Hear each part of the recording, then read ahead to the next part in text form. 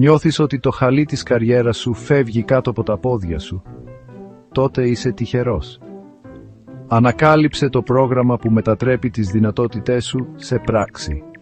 Σου παρουσιάζουμε το πρόγραμμα Επιχειρηματικότητα, Καινοτομία και Ενδοεπιχειρηματικότητα από το Κέντρο Επαγγελματικής Κατάρτισης Quintessence και την Αρχή Ανάπτυξης Ανθρώπινου Δυναμικού ΑΝΑΕΔ.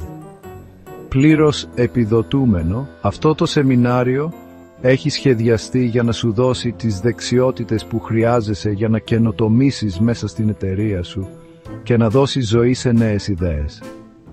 Τι είναι η ενδοεπιχειρηματικότητα? Είναι η καλλιέργεια επιχειρηματικού πνεύματος μέσα σε μια ήδη υπάρχουσα εταιρεία. Θα μάθεις να δημιουργείς καινοτόμα προϊόντα και υπηρεσίες, ενισχύοντας την ανάπτυξη της εταιρείας σου από μέσα. Απόλαυσε δωρεάν διαμονή στο πολυτελές θέρετρο Κασάλε Παναγιώτης στον Καλοπαναγιώτη κατά την ημέρα που μεσολαβεί των 2 συναντήσεων στις 26 Μαΐου. Δήλωσε συμμετοχή μέχρι τις 25 Απριλίου για εξασφάλιση εγγυημένης διαμονής.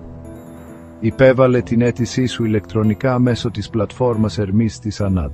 Με τη συμμετοχή σου στο εκπαιδευτικό πρόγραμμα αναδεικνύεις την επαγγελματική σου φυσιογνωμία και αναβαθμίζεις την καριέρα σου μέσα στην επιχείρησή σου. Ξεκλείδωσε τις δυνατότητές σου και γίνε πρωτοπόρος στην καινοτομία. Μίλησε μαζί μας τηλεφωνικά και επισκέψου την ιστοσελίδα της Quintessence για περισσότερες πληροφορίες.